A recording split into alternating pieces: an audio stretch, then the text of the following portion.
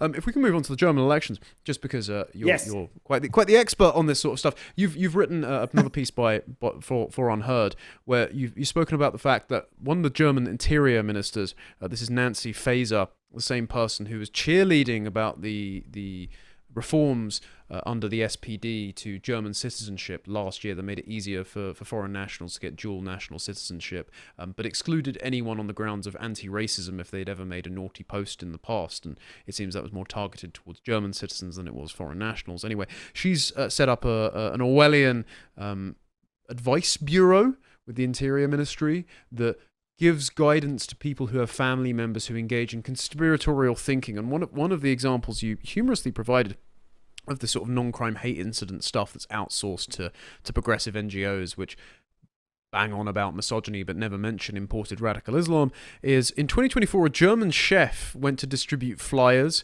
with the following sentence: immerse yourself in the exotic world of Asian food. The word exotic was reported as it could be interpreted as describing people of cultures as foreign, different, and outside the norm. What they didn't mention was that the chef himself was from Hanoi. Do you mind just describing the sort of censorship architecture that's been instantiated in Germany that J.D. Vance pointed to in his Munich Security Conference speech, and that caused the same politicians implementing it to tear what little remains of their hair out? Yeah, I think it's very similar to incidents you had also in the United Kingdom. In the UK, the term is the non-criminal, what did you say? The non-crime hate incidents, or what it is called. Yes. In German, I translated roughly, it's called actions below the threshold of criminal liability. And in addition to this interesting new legal standard that I believe should not exist in free societies to begin with, is the creation of all these NGO-run institutions that are doing nothing but scouring and searching the internet and searching events if they can find something that potentially could be, racist or discriminatory or anything of that kind. And the example I gave from Berlin was precisely such a case. You create, and it was the Observatory for Discrimination and Racism in Berlin. Now, obviously, I think just like in the UK, the average German, I know nobody believes it, but it's true, just like the average Brit, where I think it's more obvious, is not particularly racist. So there is a much stronger demand for racism by these NGOs than people are willing to supply.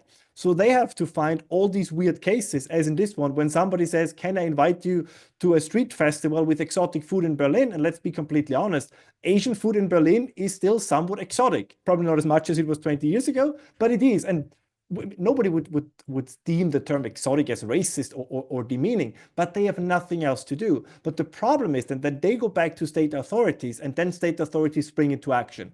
And one could say, there's always the argument, yeah, but nothing happened to the guy, right? So this was not a big deal. Well, it is a big deal, because if you all of a sudden feel that the state is keeping an eye on you, is keeping tabs on you, right? If they go through the work of writing a letter, if they more or less put your name then in a database for an incident below the threshold of criminal liability, that is a form of intimidation.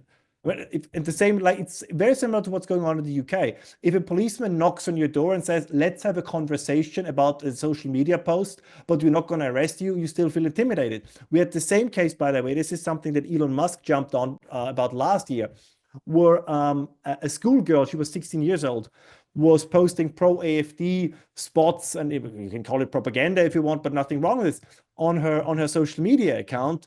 And then 3 policemen came to her class, dragged her out. They were very friendly, but nonetheless dragged her out of the classroom and gave her a talking, and I'm quoting, saying that, yes, there is freedom of opinion, but not in every case. And one could say, okay, but nothing happened to the girl, did there? Yeah, but still, you're 16 years old in front of all your classmates, when people in uniform with guns come and say, could you come with us? We have to talk to you. Of course, that's intimidation. I think it's very odd to have these conversations then with people who say, oh, what's the big deal? The big deal, it's a very big deal. And the same with this new institution that they have, where then, Connor Tomlinson can call and say, my friend Ralph, he was saying that net zero is bad for the economy. He's obviously suffering from a horrible case of conspiracy theory. And then they give you advice how to deprogram your good friend Ralph by, I don't know what they give you, by providing material, by providing talking points, and of course all at the taxpayer dime. That's the other thing. And none of these institutions, if you look at the NGOs that are involved, one of them is the Antonio Amadei Trust. And these are the same people who recently published an article describing how, in fact, Elon Musk is indeed a Nazi. So it's people that themselves are spreading conspiracy theories who are advising you how to heal your friend from a conspiracy theory. And this all sounds innocent at the beginning, but these things tend to spread, right? And they need to hire people. So it begins with you can voluntarily report your crazy friend. But since they need to justify their existence, at some point they will encourage you to report your supposedly crazy friend. And then you end up in more or less a system like it was in Eastern Germany, where people were told to spy on each other. And I don't think that in a free society anything of this should be the case. Yeah, I think they're only outsourcing it to ostensibly neutral NGOs because, one, the new definition of democracy demands that experts narrow the parameters in which the potential conversations that can take place in a democracy, they hem those in to control the population, and two, because they're not just honest enough to call themselves a Gestapo. Speaking of German democracy, so the election happened recently. Of course, you wrote again for Unheard about the fact that this was a record voter turnout, 84%. That hasn't happened since the 90s. CDU obviously came out the victor with 28.6%. AfD got 20.8%. Social Democrats only got 16%, which you said is the worst numbers since the federal elections of 1949. It's curious, though, the SPD have been completely repudiated by Olaf Scholz's failed traffic light coalition. They've been rejected by the populace, but a large number, I think it was 2 million, particularly older Germans, swung from SPD back to CDU, to Merkel's party. And so they're choosing one or the other cheek of the backside of the Uniparty. And even though they don't like the SPD, apparently, the SPD are the most likely to become the governing coalition with the CDU because of the firewall that exists around the AfD. And I was talking before you were on about these two conceptions of democracy that were outlined by, let's call it the MAGA coalition, particularly in the figure of Vance, versus the SPD characters, the German defense minister who wept at Vance's Munich Security Conference speech, and now, of course, Friedrich Merz, who is ruling out the admission of the AfD, the second most popular party, just in raw votes, but instead is going back to the repudiated SPD because they're on the side of this new definition of democracy, which means revealing to us all our latent egalitarian nature, because this anthropology of egalitarianism is the complete opposite to Nazi racism, and the modus operandi of the modern Western state is to prove that you are not racist. This is wearing quite thin, I think, as I wrote in my review of my sort of reading of the German elections for Courage Media, because you can see in the age demographics of who voted for who here that it's mainly German boomers who are voting for the CDU or the SPD, whereas German Zoomers are very much not doing that. And it's divided along gender lines. It's very pronounced that German women are much more likely than German men to vote for the left-wing parties than German men are to vote for the AfD compared to the national average. But what I'm putting forward here is, do you think this vision of democracy as the mechanism by which the blank slate egalitarianism of man is revealed to himself, particularly in the aftermath of the Second World War, is the reason why we're seeing this censorship by the German state, why we're seeing a swing between two bland flavors of liberalism, neoliberalism or neoconservatism with the SPD and the CDU, and why time away from the inciting incident of that liberal myth of the rules-based international order, of the post-war belief in the blank slate, is making Gen Z pick either revolutionary communism or mass deportations on the AfD. Do you think that's what it is in the German psyche, keeping them locked in that electoral pattern?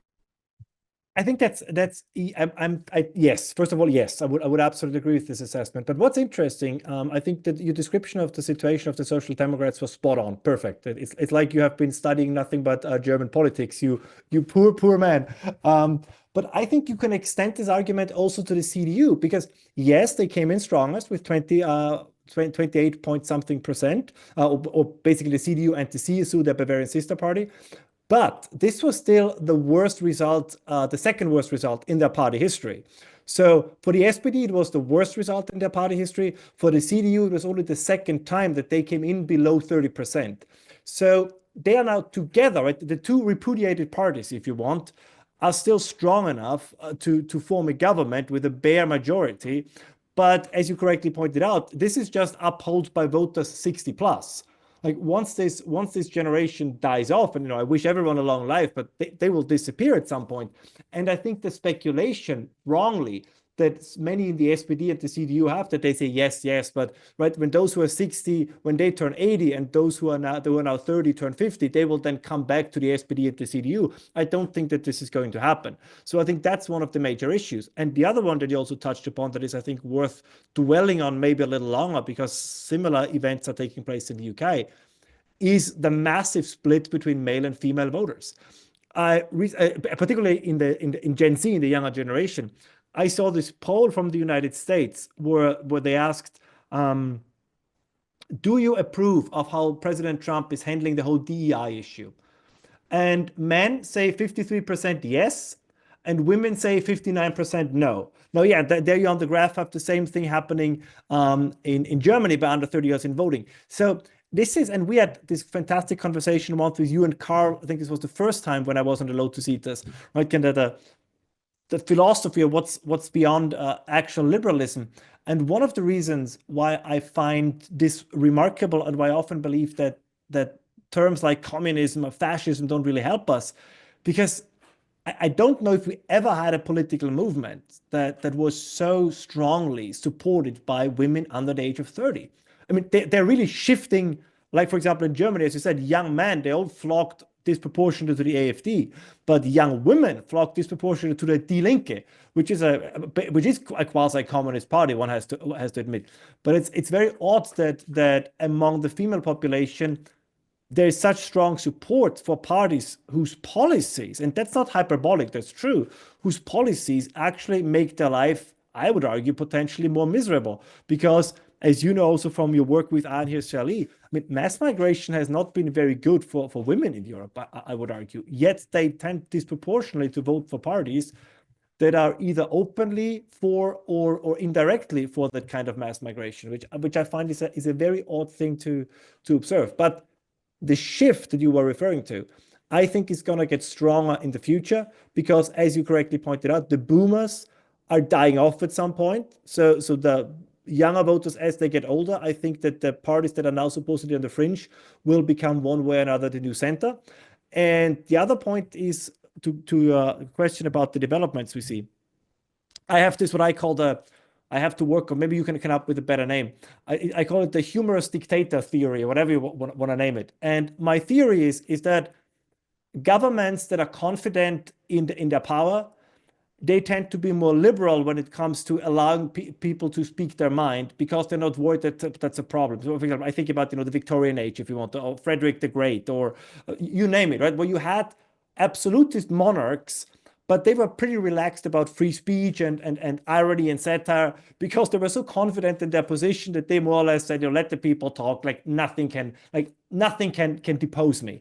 And what you see happening in Germany is, where on paper it's a democracy like in the UK, but they are very thin-skinned, because they know that the kind of legitimacy previous governments have enjoyed, they no longer have. Now, they could change policies and regain that legitimacy, but something that you have spoken very eloquently in the past, they are so trapped in their own ideological bubble, they cannot change the policy. So what they try to do is they try to silence opposition. They try to silence dissenting opinions. And just to give you a concrete example that I'm not making this up, Robert Habeck, the German Ministry of the Economy, sued 700 people for innocuous and slightly offensive social media posts, like calling him a moron. Now, not the kind of language you would use, not the language that I would use, but if you're the minister of an 80 million people country, that somebody on social media at some point says you're an idiot, is probably highly likely. There will be people who watch our show, and it's not going to be 80 million, who probably say that Ralph and Connor are too stupid and should not be allowed on TV. But this is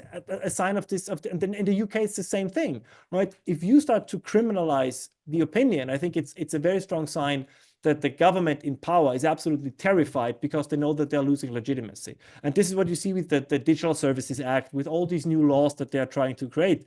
It's an attempt to silence the people, not so much, I think, for what they are saying, but for a sense that the ruling class is losing its legitimacy, and they hope they can prop it up by simply not allowing people to speak about it. And I mean, I wish them good luck with it. These things historically, I would argue, have almost always backfired at some point.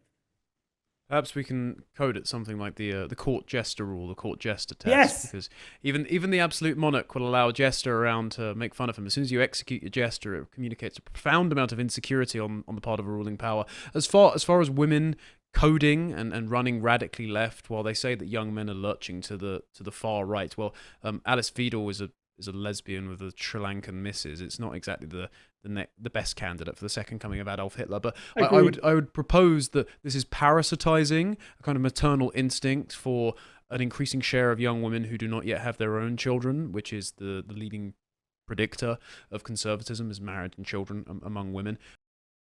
Thank you for watching that clip from Tomlinson Talks. If you liked that and you would like to see more, you can get the full 90-minute show every week on a Wednesday afternoon, live from 3 p.m., only on lotuseaters.com, and all of the other content that my colleagues produce behind the paywall for as little as £5 a month.